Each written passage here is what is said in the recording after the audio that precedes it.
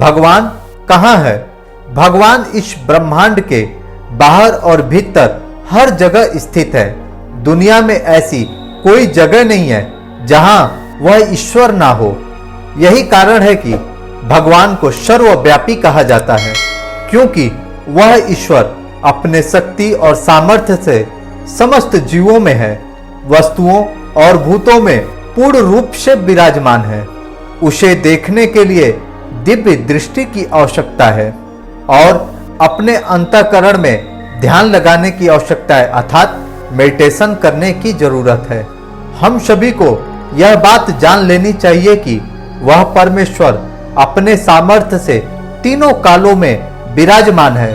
तीनों कालों में हर जगह हर समय समान रूप से विराजमान है या व्याप्त है।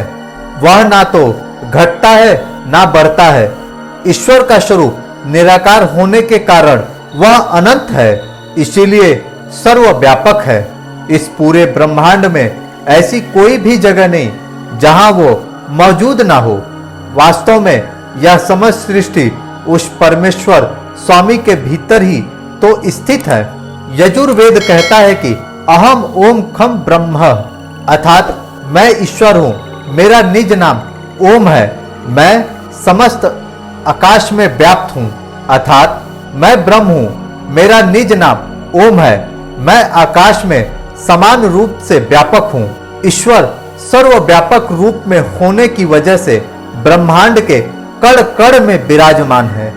वेद कहता है कि परमात्मा परमेश्वर सभी भूत प्राणियों के भीतर स्थित है और यह सभी भूत प्राकृतिक पदार्थ काल उस परम परमेश्वर के भीतर समाये हुए हैं। जिस प्रकार एक लोहे के गोले को आग में तपाने पे वह पूरी तरीके से लाल हो जाता है, तब अग्नि उसके भीतर और बाहर दोनों तरफ मौजूद होती है। इसी तरह भगवान संसार के बाहर और भीतर सदैव विराजमान रहते हैं। उपनिषदों ने भी कहा है कि अगर कहीं कोई व्यक्ति मन के गति से भी अगर जाता है तो वहां सबसे पहले भगवान की ही उपस्थिति को पाता है। इसीलिए ईश्वर हर जगह रहते हैं। कोई भी मनुष्य उनकी दृष्टि से बच नहीं पाता है। एक बात हमें यह अच्छे से समझ लेनी चाहिए कि ईश्वर ब्रह्मांड के बाहर और भीतर सदैव स्थित रहते हैं, परंतु इसका अर्थ यह नहीं समझना चाहिए कि वह भी एक पदार्थ है। ऐसा बिल्कुल भी नहीं, क्योंकि ईश्वर का मूल रूप निराकार है, जबकि सभी पदार्थ आकार वाले ही होते हैं और सभी पदार्थ प्रकृति के तत्वों से ही बनते हैं। ईश्वर, जीव और प्राकृतिक तीनों एक दूसरे से भिन्न हैं। प्राकृतिक और जीव ये दोनों ही ईश्वर के सानिध्य में रहते हैं। ईश्वर सभी शक्तियों का स्रोत है, परंतु उसे अपने कार्य करने के लिए किसी की आवश्यकता नहीं होती है। वह जो चाहता है वो कर सकता है, इसीलिए उसे सर्वशक्तिमान नाम से जाना जाता है। समस्त संसार को बनाने वाला अर्थात मिटाने वाला वह ईश्वर ही है। सभी जीव उसी के आज्ञा के अनुसार जन्म पाते हैं और सभी अपने कर्म अनुसार ही शरीर को धारण करते हैं।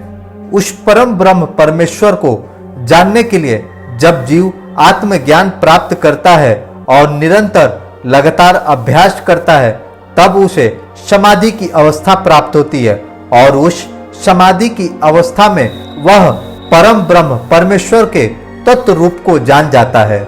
इसीलिए ईश्वर हर कण में आपके अंदर में विराजमान है।